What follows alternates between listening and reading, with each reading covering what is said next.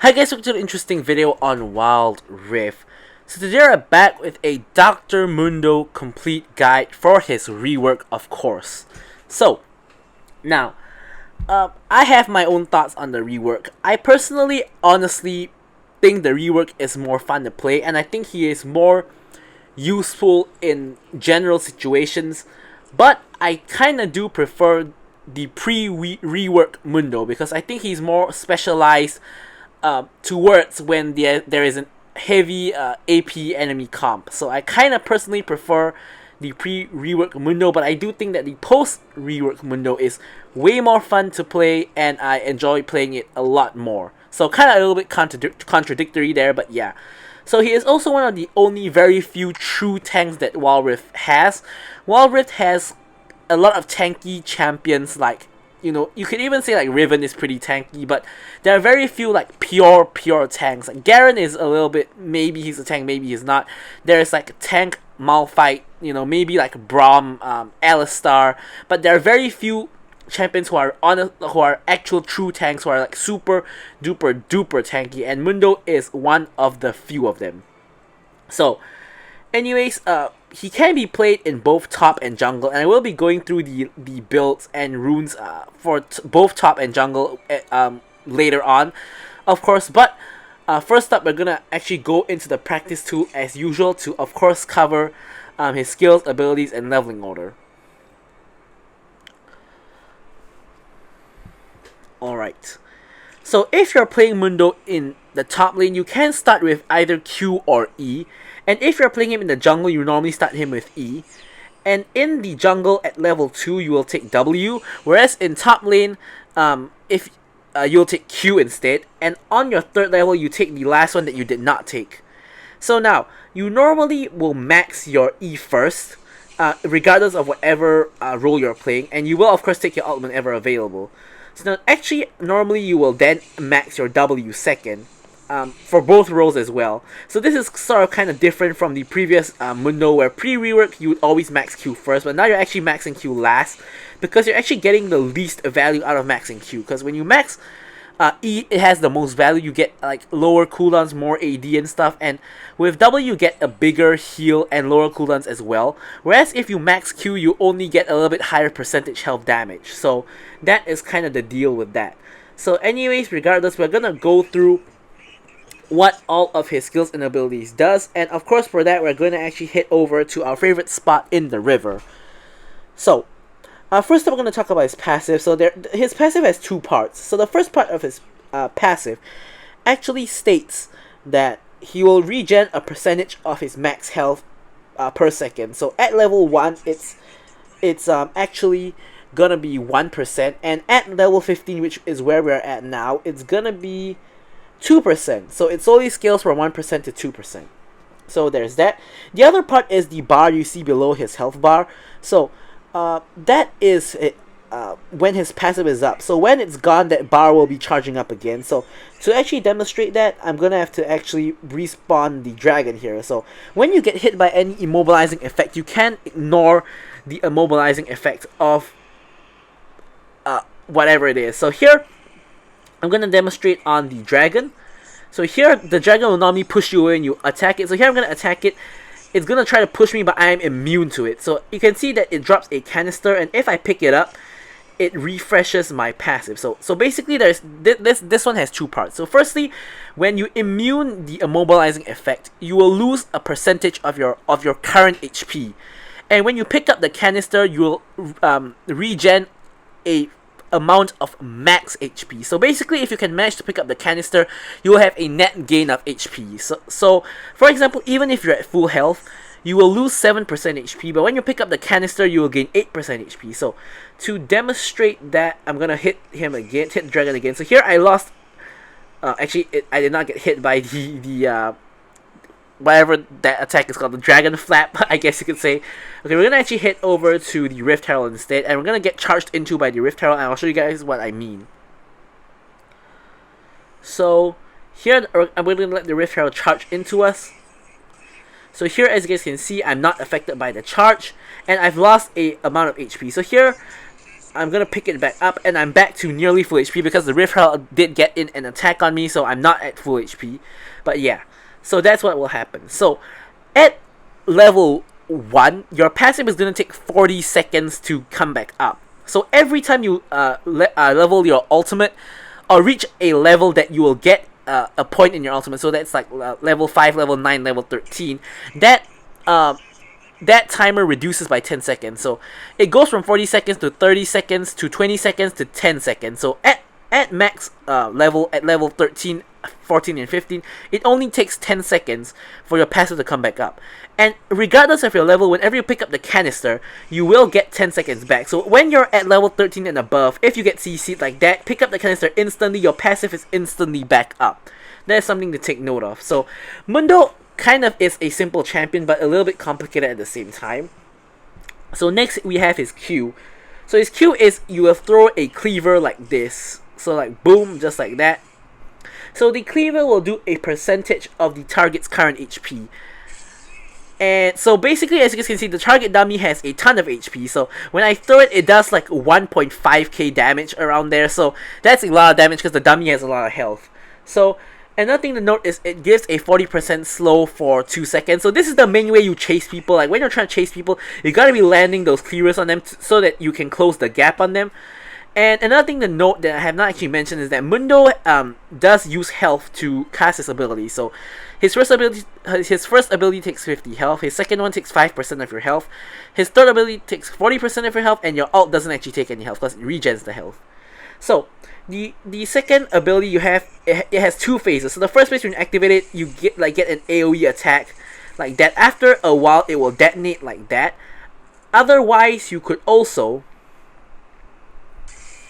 detonate early like that, boom. So this does 2 things. Firstly, it's AoE. So if you're in the jungle, you can clear, you can do AoE damage to like the raptors, for example. Like for example, if I go over here, I will do AoE damage to all the raptors at the same time, as well as the detonation, boom, like that. So the main thing to take note of here is that other than being AoE, it does actually scale with your HP. So the detonation scales with your HP. So the more HP you build, the more damage the detonation is going to do. And also you will heal for a percentage of HP. So at base level it's 30%, and when you level it up, it scales all the way up to 45%. So a thing to take note of is if you cast on monsters or champions, you will heal for the maximum amount. But if you cast it on like minions, you'll only heal for half the amount. So that is something to take note of. And lastly, not lastly actually, we're gonna move on to his E. So passively on your E, you will gain AD, and you can gain even more AD based upon your missing health. So think of it like a Olaf passive, where if he has lower HP, he gets more attack speed. On Mundo, if you have lower HP, you get more AD. But of course, you don't generally want to be on that low of HP. It's just an added benefit of being on low HP. And furthermore, when you activate it, it empowers your next auto attack, and just boom like that. So your next auto attack does bonus AD. As you can see here, if I auto attack normally, it does 81. When I press E and I attack, it does 107. So it gives you a little bit of extra AD. Now this extra AD also scales with your bonus HP, which is why it's really good to build bonus HP on Mundo. And finally, the last point is if you actually kill a minion, you will actually launch it. So for example, over here, boom, as you can see, I launch it back. So here I'm going to demonstrate it again. Boom. Oh, actually, I did not kill the minion. Boom, like that. And bam. So whoever gets hit by that flying minion is going to take the same amount of damage as if you just auto-attack them like that. So basically, it's kind of like an AoE line skill shot. So in Baron lane, if you're playing Mundo in the Baron lane, this is the main way you harass your opponent, which is to walk up when minions are low, last hit with your E active, and throw the minion carcass into your opponent.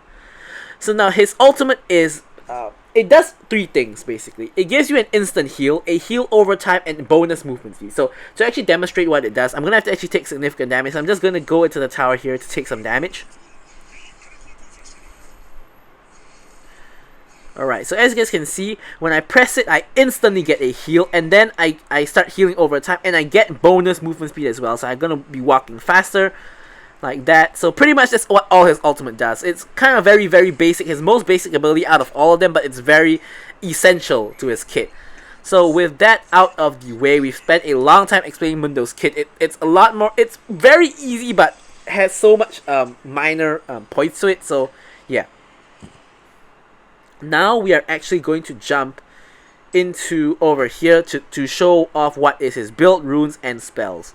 So for his build honestly is the same regardless of whether you're playing jungle or you're playing him in the Baron lane. So first item will always be Sunfire Aegis. Reason for that is you get the max health, and pretty much all your abilities aside from your Q scales with max health.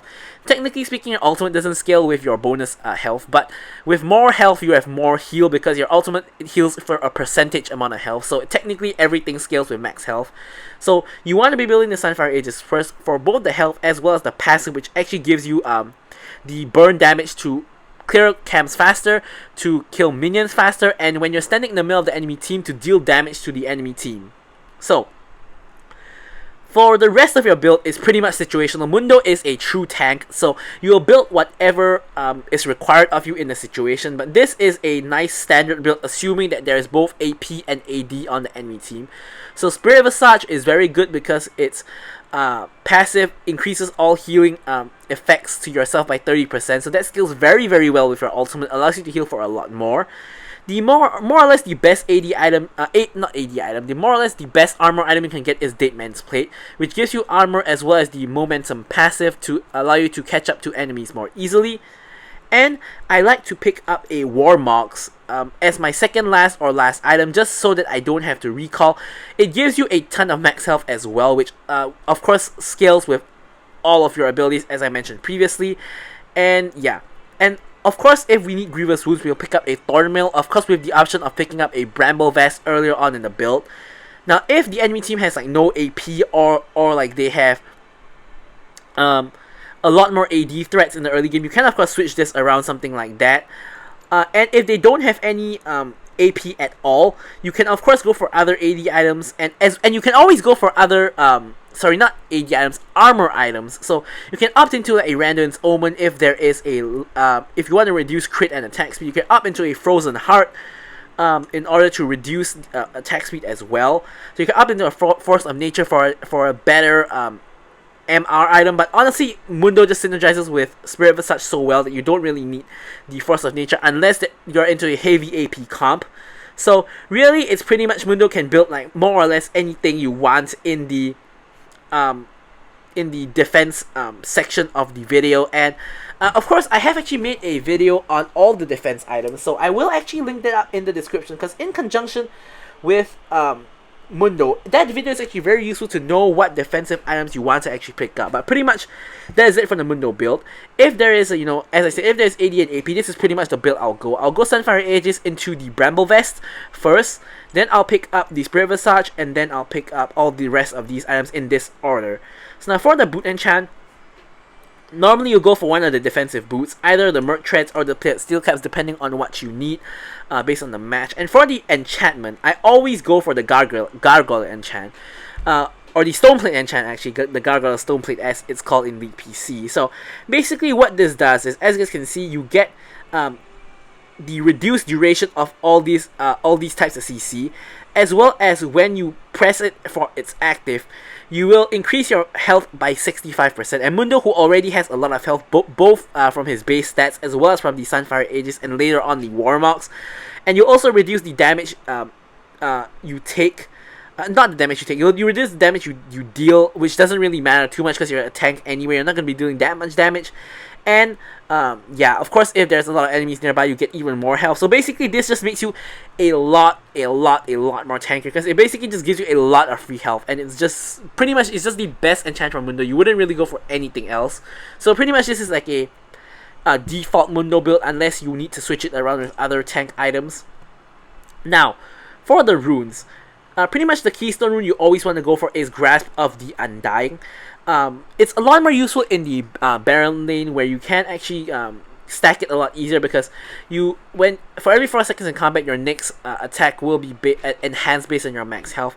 It will heal 2% of your max health, permanently increase your health by 5, and do a bonus 3% of your max health as magic damage. So the thing is, with Baron Lane, you can get the permanently increase your health by 5 multiple times as you keep on proccing grass, but in the jungle you cannot. But pretty much this is just the best rune for Mundo, because Mundo has so much health. This is gonna help him to deal more damage even in the jungle, so you'll go for Grasp even if you're in the jungle. The only other option you have is Fleet Footwork, which gives you more sustain, but honestly you don't really need it in the jungle, because you have enough sustain from your W and Smite that you don't actually really need to take Fleet Footwork at all, and the rest of the runes are just not very good options at all, so pretty much you always go for Grasp. In the jungle, you always want to take Brutal just to increase your first clear speed. Pretty much Brutal is the staple for every jungler. If you're in lane and you don't need Brutal, I actually kind of like to take Champion if I go Baron lane Mundo, because Mundo doesn't really die that easily unless you make some stupid plays, like you dive them on the tower or something, and Mundo doesn't really die, so that actually gives him some damage threat. Now for the Resolve rune, actually honestly it's kind of like a personal preference thing.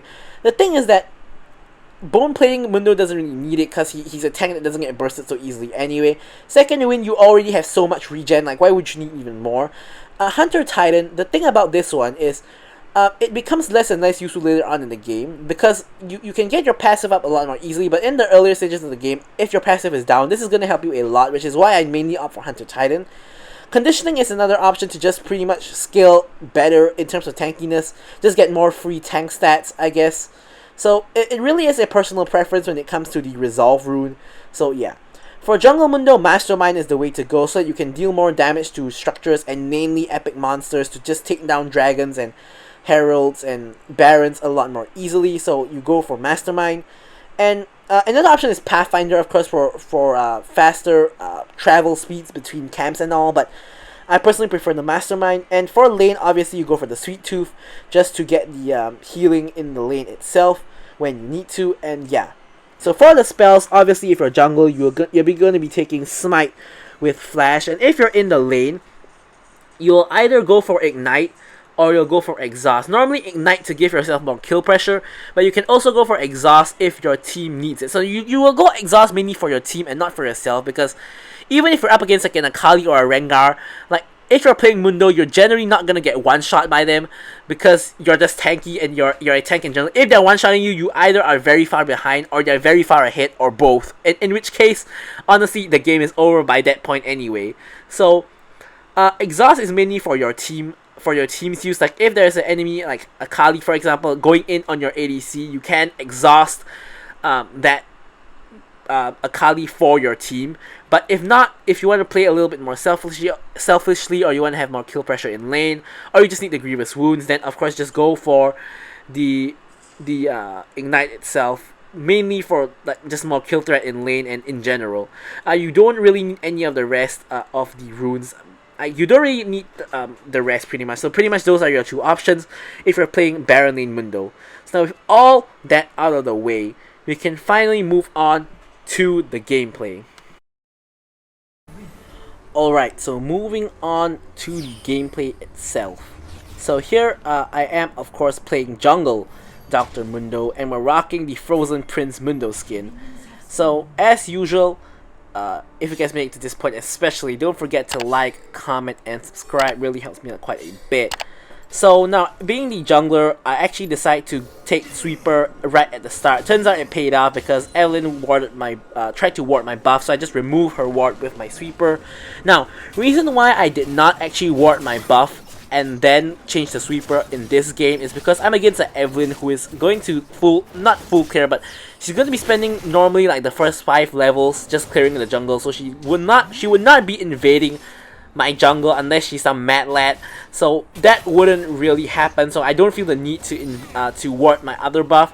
I would do that if I'm against like a Lee Sin or a Xin Zhao kind of matchup. So yeah, so here I take my E, of course using it whenever it's up, and just using it on the buff. I won't really be discussing Lane Mundo at all because obviously I'm in the jungle, so can't really discuss two things at once, unlike in the first couple of sections of the guide. So here I take W second, and I'm going to use it on the entire Raptor camp at the same time as auto attacking and using my E to clear the camp honestly relatively quickly. Then we're gonna move on to the red buff, of course, so we can only do a 3 camp clear because Mundo isn't the fastest clearer. Even with a strong leash, he can only do a 3 camp clear before we get to Scuttle. As you can see, we're already late for the Scuttle spawn, which spawns in at 1 minute 25. Now it's already 1:30, and we're already like 5 seconds late. By the time we reach there, we're gonna be 10 seconds late. So it's alright because we're up against a Evelyn. So Evelyn actually warded my blue buff, which suggests that she probably started at red because she wouldn't actually have enough time to actually do that and then get to her blue buff. So she should be going from red to blue side. So I was expecting actually to meet her here at this Scuttle, but she actually we actually didn't end up meeting her. So what she must have done, I assume, is she probably done a full red side clear. Because I have no idea where she is right now, I don't know why I can see her. Here I'm just disrupting the Twisted Fate back. I'm walking straight through mid lane to see if I can get the double Scuttle. But I realized that this Scuttle is taken. So what I realized is probably she did the red side clear into Scuttle, which is very smart so that she doesn't actually run into me. Because Evelyn, there is no chance of Evelyn killing Dr. Mundo when they meet at the Scuttle at all. So obviously Dr. Mundo doesn't really kill Evelyn either, but I probably would get a better trade than her just, you know, throwing all my stuff and using my stuff on her. So yeah. So anyways, with that, since we didn't manage to get the Skull, of course we see Evelyn over there, which I tried to ping, but I really just goes all in on the Garen, gets the kill, gets the first blood on the Garen, but gets traded by the Evelyn, so it's overall a 1-for-1, but I really did get the first blood goal, so overall, not too bad. So here, after getting level 5 and clearing our blue side again, we can take the Balmy Cinder and pick up another Ruby Crystal. So here our blue buff is spawning, but I was actually intending to gank bot lane like right from the start.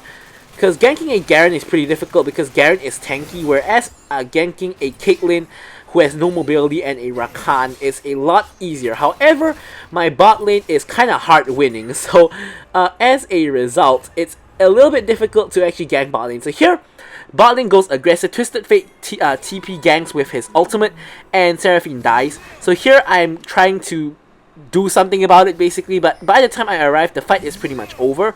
So I'm just gonna go back to farming my Krugs here. Evelyn decides she wants to engage on me while I'm on my Krugs, which I have no idea what she's thinking there. So here, I smite the Krugs for health, and I'm pinging to try to get the Misfortune to help because Evelyn is way behind enemy lines. This should be a very easy kill on the Evelyn, but Misfortune has the map awareness of a monkey and doesn't even realize that something's happening. Instead, I pick a 1v1 against the Rakan, and I kill the Rakan. Then I proceed on to the Evelyn flash auto attack to get the double kill onto the Evelyn. Also note how my passive there actually helped me to immune the Rakan W, which allowed me to actually chase him down for the kill. Now if I was anybody else, probably I wouldn't get the kill on the Rakan because I would have gone CC and he would have ran away. But I do manage to get the double kill there. Still no idea how Misfortune did not see anything there. I was spam pinging her and she just did not react at all, so she's horrible. So we know that we can't be relying on the Misfortune this game. So here I'm just going to pick up my red buff. And the Infernal Dragon is up, which of course is a dragon of interest. The enemy team is on the dragon, but my team being the Seraphine is sort of on the case. I'm just going to block the Caitlyn out for the Seraphine because I'm tanky and she's not, so I'm just going to take the bullet for her. Here we're in like a 3v4, but Misfortune gets a okay out, I guess. I managed to immune the Mundo because of my passive again, but unfortunately I take a little bit too much damage and I die. So here, that was never really a too good fight to begin with. My intention there was just to see if they're doing the dragon, see if there's any chance of a steal or something, but my whole team just walked into the dragon fight, which is not exactly the best idea. Now, I did say Mundo is a true tank. However, the problem is that Mundo at early levels doesn't actually have any tank items yet. You need at least the completed Sunfire Aegis to at least be somewhat tanky, which we of course do have now, but we didn't have it then, so that's sort of an issue. The only good thing that came out of the scenario is the enemy team didn't pick up the dragon, and I really actually managed to trade a couple of kills onto the enemy team. So instead what we're gonna do here is we're gonna rush straight to the dragon. We can see the Garen and the Rakan on the way. We can see the Evelyn over there as well, so we're gonna zone the Evelyn away. Evelyn flashes away, I smite to secure the dragon. I'm gonna turn onto the Rakan, who is basically the nearest target to me. Then Rakan hightails it over the wall, and I'm gonna have to just chase whoever I can find. So yeah. So here, pretty much, I'm just trying to make myself useful. I'm just throwing cleavers, hitting whoever I can, like that, hitting the Caitlyn, getting the kill on the Caitlyn. I'm tanking the tower because, you know, I'm a Sunfire Aegis now. I'm decently tanky, and I have my ult online, so I will be regenerating quite a bit of health. Now that we have managed to do that, my intention was to just go straight to the Rift Herald because Evelyn would have only just respawned, so it shouldn't have been. It should have been relatively alright. The only issue is Kayle is more interested in the tower, and Irelia is still on her way. So I get a TP coming in by the Garrett and another TP coming in by the Twisted Fate. So kind of a little bit difficult to do the Herald in this scenario. So I'm getting zoned away from the Herald, and the Evelyn manages to secure the Herald before I pretty much am able to do anything. Irelia is in the area, so they're all going to be chasing the Irelia. So instead, I'm going to be cutting my losses, because running in 1v3 when the Irelia is dead already is not a good idea. So here, I'm just going to backtrack to my blue buff and just clear the blue buff, because no matter how tanky I am, it doesn't really make sense, because I don't actually do any damage. The problem with Mundo is that he does do a little bit of damage, but he doesn't do a lot of damage. So there's no real point running in like 1v3, because it's not really going to achieve anything. So here, of course, I don't want the Rift Herald to get up and uncharged, so we're going to just remove the Rift Herald from the equation. Kayle has already reached level 10, so she's already decently scaled. So here I'm just going to backport and pick up some items, probably be my Gargoyle's enchant. So actually no, I'm going to build towards the Spirit Visage. And now my red side is up, so I'm going to clear my red side. So far I'm doing relatively well. 3 run and 6. Doesn't seem like I'm doing too much, but I'm just contributing in general just by being tanky. Mundo is by no means a flashy character. He pretty much, his main use is literally standing there and taking damage for his team, so it's not going to look too impressive majority of the time. So here my team is in a fight, so I want to be with my team at the front of the fight.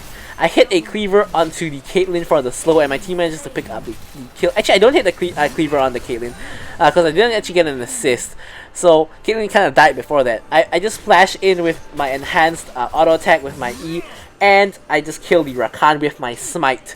So Evelyn shows up here, but I don't know what she's thinking. She knows that she can 1v1 me, because we've proven that from the previous Krug fight. She instead tries to 1v1 me. I nearly solo kill her.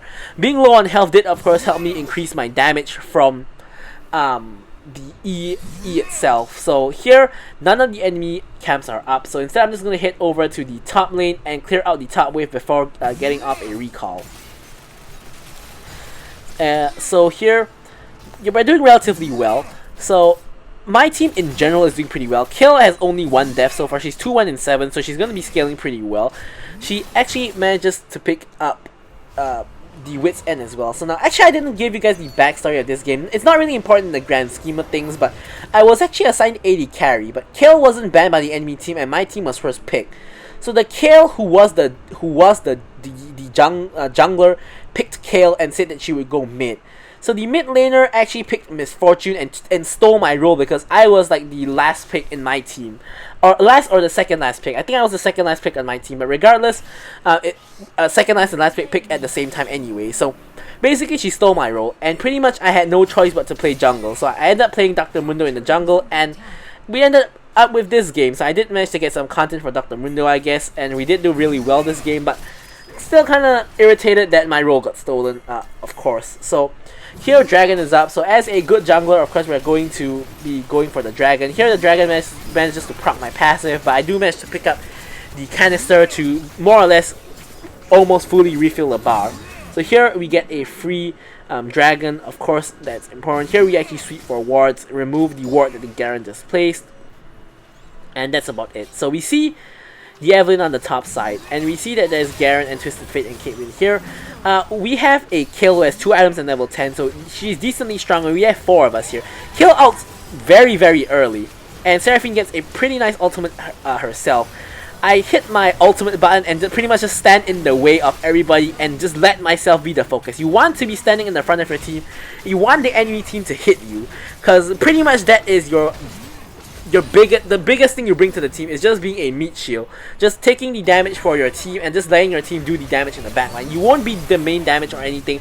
You will do some useful damage with your spells, but your main use is just tanking damage basically. So that's exactly what we do in this scenario. We just pretty much just tank as much damage as we can for our team, and after that we can't manage to push on the inhibitor, so we all back off. But in the meantime, of course, if possible, we get off a good counter jungle in the enemy jungle. So we picked up the wolves, no blue buff inside, so we're gonna go for the Grump instead, and pretty much clear all of Evelyn's blue side camps, of course. So here, nothing much to do. We're gonna actually get a reset, pick up some items, and be on our way. So we have, of course, picked up the Spirit Visage as well as the Gargoyle's Enchant. In this case, I chose to go for the Merc Threats for a couple of reasons. Firstly, there is a lot of CC in this game. There is the Rakan Knockup, the Rakan Charm, the Caitlyn Trap, the Evelyn Charm, as well as the Twisted Fate stun card. So I can immune one of them with my passive, but I can't immune all of them. So I don't make it to the Herald on time, so Evelyn manages to smite steal it. Unfortunate, but we get a very nice follow-up fight afterwards. And yeah, so the main damage deals of the enemy, there is a lot of CC, so getting the Merc Threats is very useful, and the main damage deals of the enemy team at this point in time is the Twisted Fate as well as the Evelyn, who's pretty much doing the most well. And the only real form of AD damage they have is Caitlyn at this point in time. So I thought going for Spirit Visage first, for both the healing as well as the MR did make sense. And then going for the Merc Threats for the Tenacity made sense as well. And then after that, we're going for the Dead Man's Pick later on, so that we have some defenses for the Caitlyn. So here I'm just trying to get the tower, but we ran out of minions and I end up tanking, so I don't really want to do that. So I end up just backing off a little bit. I still have my ult. So I pop my ult, I flash over, I try to get the kill on the Twisted Fate, but unfortunately I miscalculate my damage, of course, I'm not a Mundo main. I thought I could kill the Twisted Fate there, but he ends up living on 1 HP, and I find myself in no man's land, and I just die. So, you know, a little bit of limit testing never really hurt anyone, I guess, so that's what we're going for there. Here, Evelyn gets the kill onto Kale, and here, yeah, just Twisted Fate stun card, and pretty much my whole team is dead. And yeah, so the enemy team obviously is gonna go for Baron because the whole my entire team is dead. So that's the most logical move. But likely we have just respawned, but we're not gonna make it there in time most probably. So we're gonna try to see if we can actually make it there on time. Kind of walked a little bit to bot side, so we're gonna redirect ourselves to the Baron, of course, and we find all of them on Baron, of course. Seraphine sacrifices her life to get the vision, and the enemy team takes Baron. So nothing much I can really do. Normally what enemy teams like to do when they get Baron is they instantly back. So I'm just going to take my blue buff. I mean, it's not the safest move in the world, but we do manage to take it successfully. And then we're just going to clear our topside camps. The dragon is coming up in 5 seconds, so that is an objective we want to look towards. And honestly, Miss Fortune is 4-2 and 13. She's not doing too bad at this point in time, but we know that she has no map awareness and she really isn't very good just based on me scrolling around the map and observing her. So I wasn't too big on giving her the red buff. I wouldn't really mind giving the Kill the red buff though, but Kill didn't really seem interested. She was just walking away. So I just take the red buff for myself. Here, Miss Fortune just dies instantly to Twisted Fate and Evelyn, and the dragon is of course still up. So here I'm just gonna clear the Crux in the meantime while waiting to go for the dragon fight. The enemy team is on the dragon, so I'm gonna give up the Crux, instantly just go for the dragon. But I don't make it there in time, so unfortunately they get the dragon. But we're gonna try to get the ensuing fight. So Irela gets a double kill, and we pretty much pick up 3 kills altogether.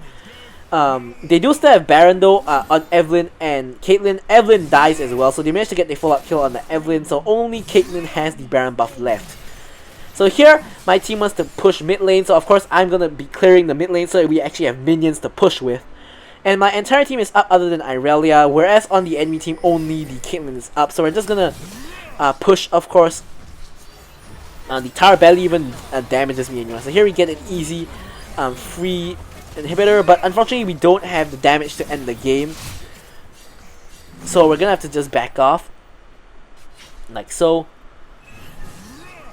So here Twisted Fate ults, and he actually ults in a horrible position, so this should be like a free kill. Flashes away and I chase him, but for some reason like my team just dies. Seraphine just dies, and Kale just runs away. So here I'm by myself, making the great escape. I flash over, hit the blast plant to send the enemy team in the opposite direction from my cell, and I managed to survive the Caitlyn out by a sliver of HP, hit the honey fruit for the heal and recall, and I can't believe I survived tanking literally the entire enemy team. That's how tanky Dr. Mundo is.